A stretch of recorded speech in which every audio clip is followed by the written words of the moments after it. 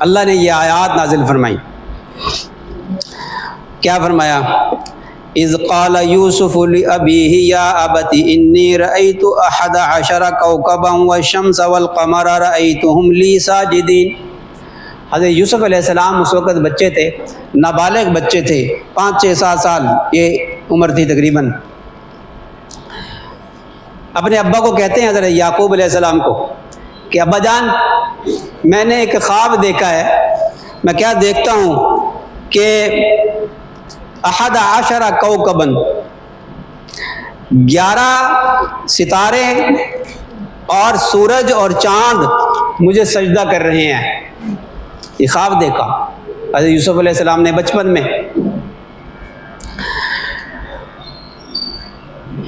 حضرت یعقوب علیہ السلام نے فرمایا قال یا بنی لا تقصص رؤیاک علی اخوتک فیکیدوا لک کیدا ان الشیطان للانسان عدو مبین.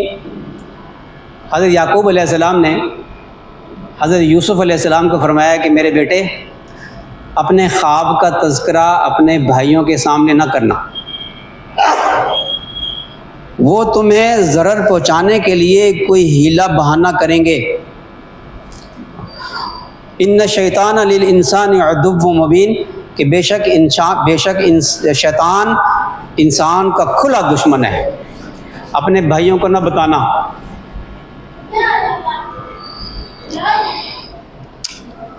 یہاں 2 باتیں ہیں. اللہ تعالیٰ نے آگے اس رکوع کے بعد جو آیت ہے اس میں اللہ تعالیٰ نے فرمایا کہ پوچھنے والوں کے لیے حضرت یوسف علیہ السلام اور ان کے بھائیوں کے قصے میں بہت سی نشانیاں ہیں. وہ نشانیاں کیا ہیں ہم اس میں غور کریں گے. وَلَقَدْ يَسَّرْنَا الْقُرْآنَ لِلذِّكْرِ فَهَلْ مِن مُدَّكِرٍ. اللہ نے قرآن عظیم الشان کو نصیحت کے لیے آسان کر دیا. ہے کوئی نصیحت حاصل کرنے والا؟ اب دیکھیے گا، آپ غور کیجیے گا. خواب کے بارے میں ان آیات کے اندر خواب کا علم دیا.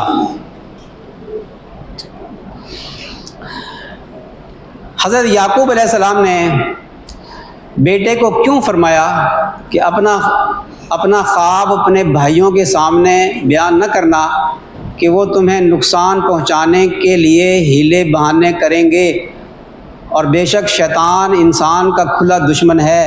کیوں فرمایا؟ حضرت یعقوب علیہ السلام جانتے تھے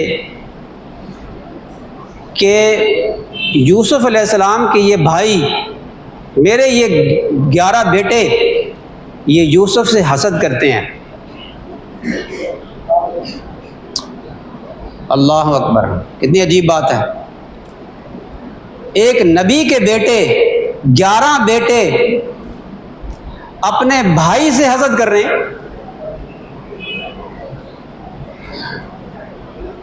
اور پھر اس حسد کا نتیجہ کیا نکلتا ہے یہ آگے چل کے اللہ بیان فرما رہے ہیں. اس میں حسد کا کیا نتیجہ نکلتا ہے. یہ حسد ایسی بیماری ہے، اللہ نے پوری ایک سورۃ الفلق حاسدین کے شر سے حفاظت کے لیے اللہ نے نازل فرمائی. یہ باطنی مرض ہے اور انسان کو ہلاک کر دینے والا مرض ہے. انسان کے اعمال کو ضائع کر دینے والا عمل ہے. حدیث شریف میں ہے جس کا مفہوم یہ ہے کہ حسد انسان کی نیکیوں کو ایسے کھا جاتا ہے جیسے آگ خشک لکڑی کو کھا جاتی ہے. دوسری روایت میں خشک گھاس کو کھا جاتی ہے. اللہ تعالی ہمیں حسد سے بچائے.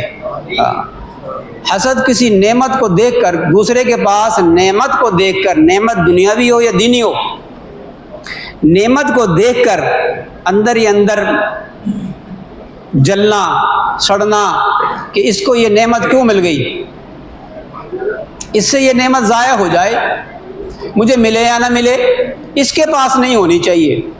جیسے خواتین کے اندر زیادہ حسد ہوتا ہے ਉਹਦਾ ਪੁੱਤਰ ਬਾਹਰ ਟੁਰ گیا.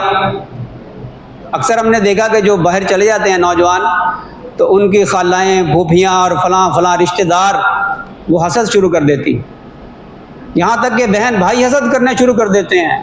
ہاں یہ 11 بھائی نبی کی اولاد تھی, اور جادو ٹونے کروانا شروع کر دیتے ہیں.